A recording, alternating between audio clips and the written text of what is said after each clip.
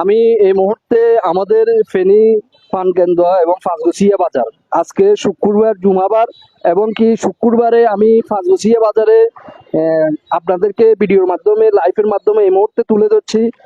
আমরা দেখেছি পৌরসভা এবং কি বাংলাদেশ সরকারের থেকে আপনার বাজার বিভিন্ন সংস্কার করা হয়েছে, বিভিন্ন ভবন, বিভিন্ন বাজার সেট করে দেওয়া হয়েছে এবং কি এই যে আমার পাশে যে রাস্তাটি দেখছেন এটাও কিন্তু সিসি ঢালাই করেছে।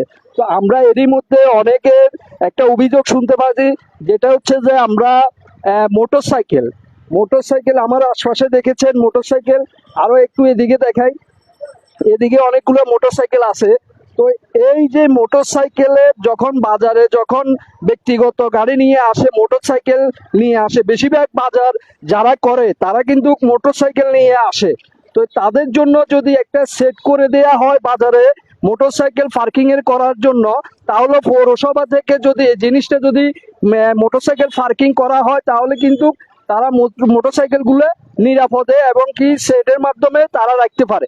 তো বিভিন্ন বাজারে যে সমস্যাটি মোটরসাইকেল রাখা নিয়ে, যেমন কি মানুষের হাঁটা চলার ভিতরে অনেক সময় দেখা যাচ্ছে যে মোটরসাইকেল রাখি দেয়, আরেকটা হচ্ছে যে রাস্তায় যে কোনো ধারে মোটরসাইকেল রেখে দেয়। তো এরই মধ্যে কিন্তু তীব্র যানজট সৃষ্টি হয়। তো তার জন্য মোটরসাইকেল যারাই নিয়ে আসে তাদের জন্য যদি একটা পার্কিং এর ব্যবস্থা করে দেয়, আমি ফেনী পৌরসভার প্রতি বিনীত আবেদন করব। এবং কি এরই মধ্যে কিন্তু আমাদের ফেনী পৌরসভার থেকে বিভিন্ন বাজার যেই ডেভেলপ করা হয়েছে এবং কি ডিজিটাল আওতায় নিয়ে আসা হয়েছে। আপনি দেখেন এখানে কিন্তু এটা পাঁচগছিয়া বাজারে কিন্তু একসময় কাদা ছিল, সেটি কিন্তু এখন বিশ্বমানের সাথে এবং কি টাইলস করে পুরো সেট করে দেওয়া হয়েছে এবং কি ব্যবসায়ীদের বৃষ্টির আর যে যন্ত্রণাটি ছিল সেটা এখন নাই। তো মোটরসাইকেলটি যদি এরকম কোনো একটা জায়গায় সেট করে দেয়, তাহলে কিন্তু তারা নিরাপদে মোটরসাইকেল রাখতে পারে এবং কি বিভিন্ন জায়গায় কিন্তু মোটরসাইকেল রাখা যায় লাগবে না।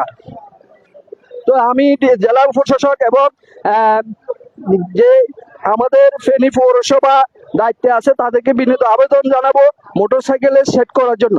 আর একটু